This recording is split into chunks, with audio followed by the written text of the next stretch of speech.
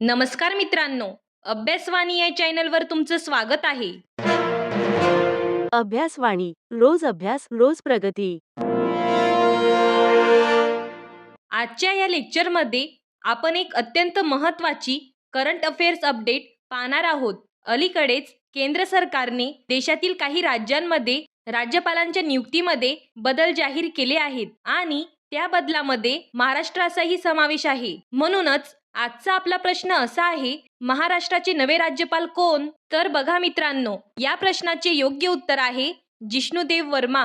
होय, जिष्णुदेव वर्मा यांची महाराष्ट्राचे नवे राज्यपाल म्हणून नियुक्ती करण्यात आली आहे. आता इथे एक गोष्ट लक्षात घेण्यासारखी आहे. जिष्णुदेव वर्मा हे याआधी तेलंगणाचे राज्यपाल म्हणून कार्यरत होते आणि आता त्यांची बदली करून त्यांना महाराष्ट्राची जबाबदारी देण्यात आली आहे. म्हणजेच आता ते महाराष्ट्राचे राज्यपाल म्हणून आचार्य देवव्रत यांची जागा घेणार आहेत. आता इथे एक महत्त्वाचा संविधानाशी संबंधित एक्झाम पॉइंट समजून घेऊया. आपल्याला प्रश्न पडू शकतो की राज्यपालांची नियुक्ती नेमकी कोण करतो? याचे उत्तर आपल्याला भारतीय संविधानामध्ये मिळते. भारतीय संविधानाच्या कलम 155 नुसार राज्यपालांची नियुक्ती भारताचे राष्ट्रपती करतात. म्हणजेच राज्यपाल पदासाठी अंतिम अधिकार राष्ट्रपतींकडे असतो. तसेच यासोबतच आणखी एक महत्त्वाचा मुद्दा म्हणजे राज्यपालांचा कार्यकाळ. कलम 156 नुसार राज्यपालांचा कार्यकाळ सामान्यतः 5 वर्षांचा असतो. आता इथे एक महत्त्वाचा प्रश्न निर्माण होतो, हे जिष्णुदेव वर्मा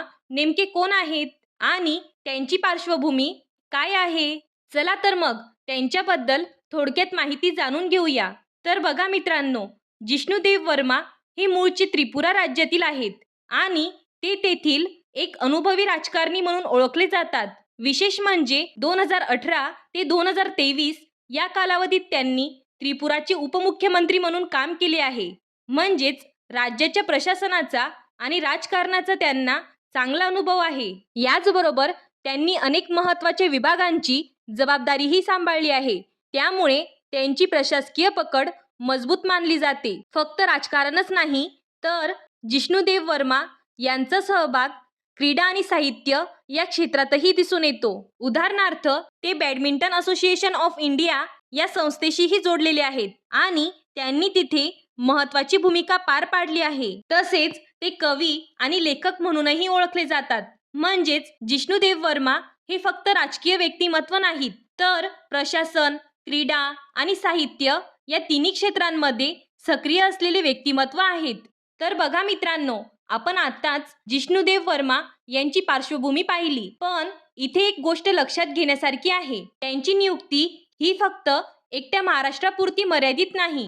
खरं तर अलीकडेच केंद्र सरकारने देशातील अनेक राज्यांमध्ये राज्यपाल आणि उपराज्यपालांच्या नियुक्त्यांमध्ये मोठे बदल जाहीर केले आहेत. विशेष म्हणजे या निर्णयामध्ये एकूण 9 राज्ये आणि केंद्रशासित प्रदेशांमध्ये नियुक्त्या किंवा बदल करण्यात आले आहेत. आता त्यापैकी काही महत्त्वाच्या नियुक्त्या आपण थोडक्यात पाहूया. उदाहरणार्थ, जिष्णुदेव वर्मा महाराष्ट्राचे राज्यपाल, राजेंद्र आर्लेकर तामिळनाडूचे राज्यपाल, विनय कुमार सक्सेना लडाखचे उपराज्यपाल, कविंदर गुप्ता हिमाचल प्रदेशचे राज्यपाल, शिवप्रताप शुक्ल तेलंगणाचे राज्यपाल, RN रवी पश्चिम बंगालचे राज्यपाल. म्हणजेच या निर्णयामधून केंद्र सरकारने राज्यपाल पदांमध्ये एक मोठी प्रशासकीय फेरबदल प्रक्रिया केली आहे आणि म्हणूनच हा विषय करंट अफेअर्सच्या दृष्टीने अत्यंत महत्त्वाचा ठरतो.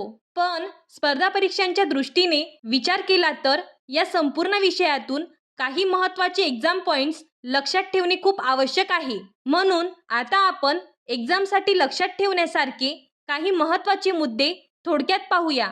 सर्वात पहिला मुद्दा, महाराष्ट्राचे नवे राज्यपाल जिष्णुदेव वर्मा. दुसरा महत्त्वाचा मुद्दा, जिष्णुदेव वर्मा यापूर्वी तेलंगणाचे राज्यपाल म्हणून कार्यरत होते. तिसरा मुद्दा, त्यांची मूळ राज्य त्रिपुरा. आणखी एक महत्त्वाचा मुद्दा, त्यांनी पूर्वी कोणते महत्त्वाचे पद भूषवले होते? तर बघा, 2018 ते 2023 या कालावधीत ते त्रिपुराचे उपमुख्यमंत्री होते. आणि यासोबतच संविधानाशी संबंधित एक मुद्दा पुन्हा लक्षात ठेवा. कलम 155 राज्यपालांची नियुक्ती राष्ट्रपती करतात. कलम 156 राज्यपालांचा कार्यकाळ सामान्यतः 5 वर्षांचा असतो. म्हणून हे सर्व पॉइंट्स करंट अफेअर्स आणि संविधान या दोन्ही दृष्टीने अत्यंत महत्त्वाचे आहेत. यावर परीक्षेमध्ये वारंवार प्रश्न विचारले जातात. अशा प्रकारे आपण आज महाराष्ट्राचे नवे राज्यपाल जिष्णुदेव वर्मा यांच्याबद्दल संपूर्ण माहिती पाहिली. या व्हिडिओमध्ये आपण त्यांच्या नियुक्तीची माहिती, त्यांची पार्श्वभूमी तसेच संविधानातील कलम 155 आणि 156 या सर्व महत्त्वाच्या बाबी आपण एक्झामसाठी समजून घेतल्या. खरं तर माझ्या चॅनेलवर पॉलिटी विषयाची व्हिडिओ आधीपासून सुरू आहेत, पण अलीकडेच राज्यपाल पदाबाबत ही नवीन करंट अफेअर्स अपडेट आली आणि स्पर्धा परीक्षांमध्ये अशा नियुक्त्यांवर आधारित प्रश्न वारंवार विचारले जातात. त्यामुळेच एक्झाम प्रिपरेशन करणाऱ्या विद्यार्थ्यांना योग्य माहिती मिळावी आणि त्याचबरोबर आपल्या महाराष्ट्रात आणि देशात काय घडत आहे हे सामान्य प्रेक्षकांनाही समजावे या उद्देशाने हा व्हिडिओ बनवला आहे. मला आशा आहे की हा व्हिडिओ तुम्हाला माहितीपूर्ण आणि उपयोगी वाटला असेल. अशाच प्रकारे पॉलिटी आणि करंट अफेअर्स संबंधित महत्त्वाचे टॉपिक्स आपण पुढील व्हिडिओमध्येही पाहणार आहोत. हा व्हिडिओ उपयुक्त वाटला असेल तर चॅनलला लाईक, शेअर आणि सबस्क्राईब करा. अभ्यासवाणी म्हणजे कन्सेप्ट बेस्ड लर्निंग. थँक्यू. अभ्यासवाणी रोज अभ्यास रोज प्रगती.